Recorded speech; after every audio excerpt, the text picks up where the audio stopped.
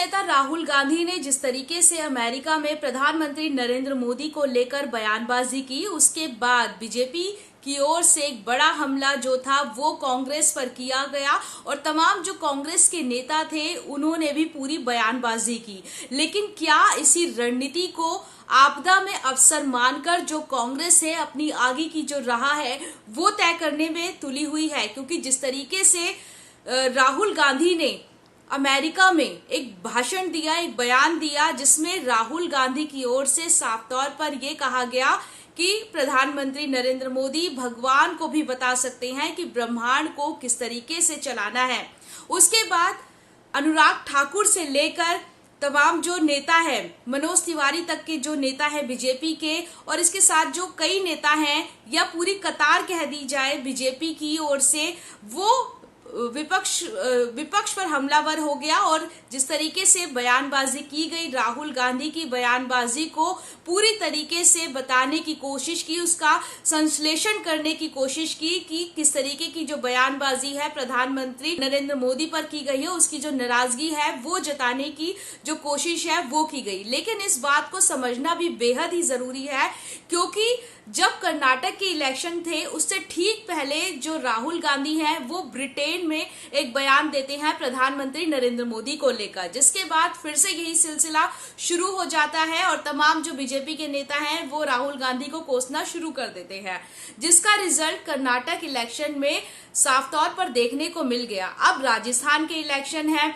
और 3 राज्यों में इलेक्शन है और 2024 के भी इलेक्शन है। उससे ठीक पहले जो राहुल गांधी हैं वो अमेरिका में जाते हैं और प्रधानमंत्री नरेंद्र मोदी पर एक बयान देते हैं, जिसके बाद फिर से जो बीजेपी के तमाम जो नेता हैं वो राहुल गांधी को घेरने की पूरी कोशिश में नजर आते हैं। और वो भी ये बयान भी तब दिया गया है जब प्रधानमंत्री नरेंद्र मोदी की भी कुछ दिनों बाद जो है अमेरिका में उनका भी दौरा है, वो भी विदेश यात्रा पर अमेरिका जाएंगे और वहां भी वो अपना संबोधन जो है वो देंगे। और ठीक पहले नरेंद्र मोदी के ठीक पहले राहुल गांधी की जो बयानबाजी की गई है वो कहीं कांग्रेस की सोची समझी रणनीति तो नहीं है राजनीति को लेकर,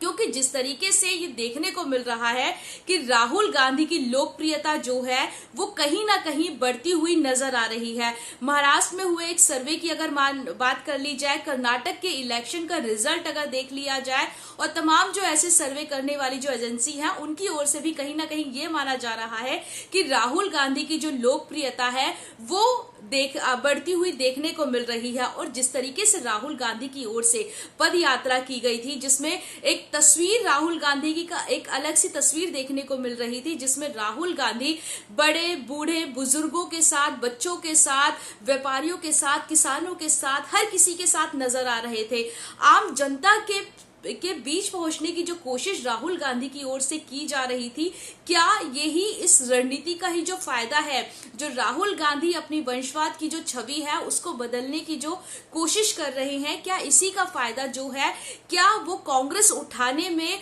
लगी हुई है? और क्या बीजेपी के नेताओं को ये समझने की जरूरत नहीं है कि अगर वो राहुल गांधी के बयानबाजों को लेकर जो अपने बयान दे रही हैं, क्या इसका जो फायदा है वो प्रधानमंत्री नरेंद्र मोदी की जगह क्या राहुल गांधी को तो नहीं मिल रहा है? क्योंकि अगर वोट बैंक की अगर बात कर ली जाए तो आने वाले दिनों में देखने को मिल सकता है, क्योंकि जिस तरीके से बयानबाजी होती है राहुल गांधी कहीं ना कहीं हाईलाइट ज्यादा हो जाते हैं, तो इसका फायदा क्या कांग्रेस को तो नहीं मिल रहा है। क्योंकि वोटों की अगर बात कर ली जाए तो जो बीजेपी है उसका जो वोट बैंक है शायद ही बढ़े, लेकिन विपक्ष का जो एक चेहरा है,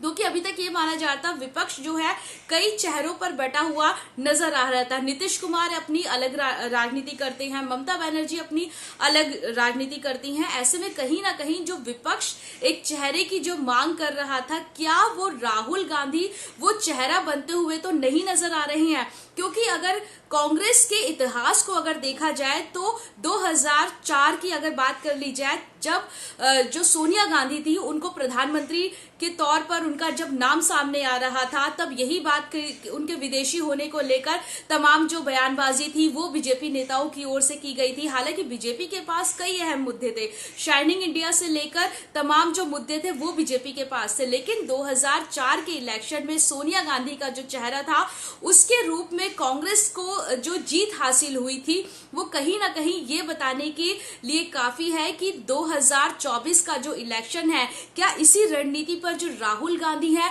वो चल रहे हैं, क्या जिस तरीके से बयानबाजी विदेशों में की जा रही है, क्योंकि प्रधानमंत्री नरेंद्र मोदी जब से पीएम बने हैं तब से उनके जो विदेशी दौरे हैं काफी अहम माने जाते हैं। जो देश में उनके जो समर्थक हैं उनकी ओर से ये कहना होता है कि जो विदेशियों से जो